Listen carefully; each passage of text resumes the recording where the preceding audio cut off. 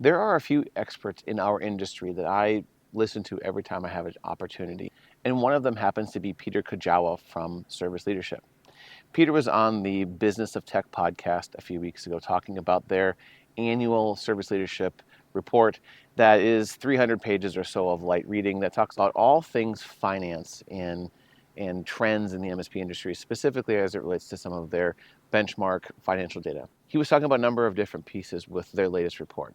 And their latest report is excellent, by the way, and you should absolutely go read it, and you should definitely go listen to the Business of Tech podcast. That said, there were a few different takeaways that I thought about as it relates to his conversation, and I wanted to kind of lean into a few different things today because I think there's a number of different maxims or things that you need to be thinking about as you run and build your MSP. My name is Adam Hanneman. Welcome to Ramblings of a Geek. I have been in and around the MSP space for the better part of the last couple decades, and I've kind of been there, done that, a number of different things, and I have built this channel to help MSPs grow and improve their business. So let's head out on this ramble, and we'll get started. The first maxim is, you must be profitable at every size. Now, you hear MSPs talk and they say, well, I'm little now, and when I get bigger, I'm going to be profitable. Or I'm big, struggling a little bit with profitability, I'm going to go acquire another MSP and things are going to get better because of that. Or they're going to shake things up or expand into a different market or some other things. And I think that the view on both of these sides is false. You must be profitable at every size of your business because when you are small, just getting bigger, if you haven't done other things to become profitable, isn't going to magically make you more profitable. If you are not that profitable or not profitable at all as a larger MSP, a couple $1 million or better, you're not going to all of a sudden become profitable by acquiring another MSP. You make your business more complex by growing and acquiring and doing all those different things at any size that if you aren't profitable when you start, you're almost certainly not going to be profitable when you finish. That's not some magic wand that you can wave to all of a sudden become profitable. There are a number of things I talk about in these videos that if you put them all together, you will very likely become more profitable. First, it's all about efficiency, right? So that's your standards of how you do things in your processes and those kinds of things. Then you have your technology stack and making sure that your clients fit the technology stack. Then you have your target client profile. You aim at the clients that you know you can support efficiently, and the more of those clients you have, the better off you'll be. And then you have your pricing figured out, right? Your pricing builds profit and builds margin, and you're not undercharging or you're not neglecting price changes over time and those kinds of things, right? You put all of those things together, your business is very likely to be more profitable.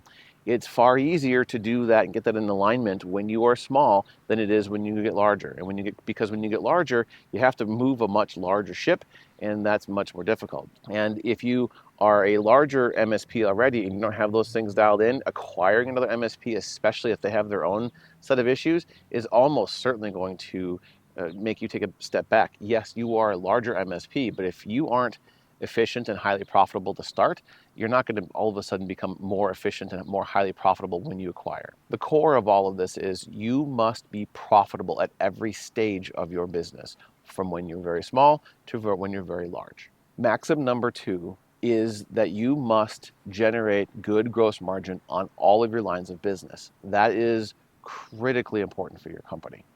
I hear MSPs talk about all the time how they charge minimal margins with minimal markup for things like their products, the hardware that they sell, or that they use projects or something as a loss leader. They're just not being mindful of the margin they should be generating on each of their lines of business. So what does this mean? First thing is you need to make sure your pricing is dialed in. You have to have all that stuff figured out. You have to mark things up appropriately to generate the margins you're aiming at. The second piece is you have to know what margins to be aiming at. So rule of thumb is 20% or better on hardware, 35% or better on cloud, and that's all cloud mixed together, including all the Microsoft stuff, and 50% or better on services. If you're doing that or better across all of your lines of business, you're doing pretty good. I talk about this a lot in that markup leads to margin video, and I'll link that above, but the idea is that you really need to make sure that you're building margin in across all things. Almost all of your concerns around I'm not making enough money or those kinds of things lead back to margin. The maxim here is make sure you are making margin on all of your lines of business.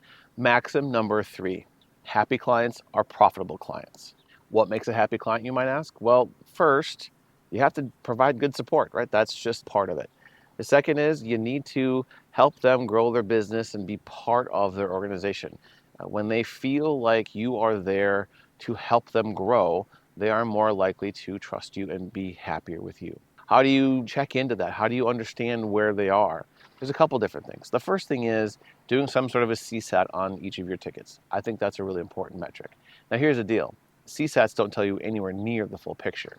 You need to do more than just a CSAT. That's where things like taking an annual or a couple times a year survey, whether you use NPS or customer heartbeat or whatever the method is, you want to query the owners and decision makers of your clients to understand how they're doing, because it is entirely possible that you have a client that if you're just taking CSATs, that the person that writes the checks might be frustrated with you and might fire you even though you have 100% positive CSAT. So it's important that you're paying attention to your client happiness with your services on a regular basis. Now, one of the really smart things I think you can do is to have solid check-in conversations. And this is partly account management, especially if you're a little bit larger MSP and have a fully fleshed out account management process. But the other piece could be, as a business owner, you meet with some of your clients and just check in and see how they're doing. Because the challenge with our industry and our businesses in general is that there's so many layers of what we do for our clients that you can keep one entire set of part of the client happy while another entire part is upset, right? So it's important to have relationships at multiple levels, because if you think about the churn at your clients' businesses, you could have a situation where an office manager that you're working with all the time leaves, that maybe they love you, and the new person comes in and their best friend or their cousin or their college roommate or something works at another MSP, and they want to just bring them in because they're their friend or they're an acquaintance or they know them. And it doesn't even matter if you're doing a great job or not, because that person could potentially sway the leadership of that company to not like you any longer and bring this other party in, right? So it's important to have relationships at multiple levels. Now, on the flip side, it's entirely possible to overserve your clients. Peter mentioned on the podcast that if you staff your help desk with all level threes, your clients are going to get great service, but you are overpaying for that support, right? So it's important that you balance it out a little bit. There's a important piece of having the right resource do the right work at the right time that is just core to your service delivery, that you need to provide good client service, good customer service. They need to appreciate you and you need to have those relationships, but you can kind of go too far. So just be mindful of that as you are growing and scaling up your business. Again, it's all about delivering the margins. So the maxim number 3 is a happy client is a profitable client. All right, so those are my top 3 maxims. I'm going to drop a bunch of links in the description of this video for service leadership, the podcast that Peter was on, all the different videos that I've recorded that will help kind of drive these maxims forward for you. And I just want to thank you for coming on this ramble with me and hope to see you on the next one.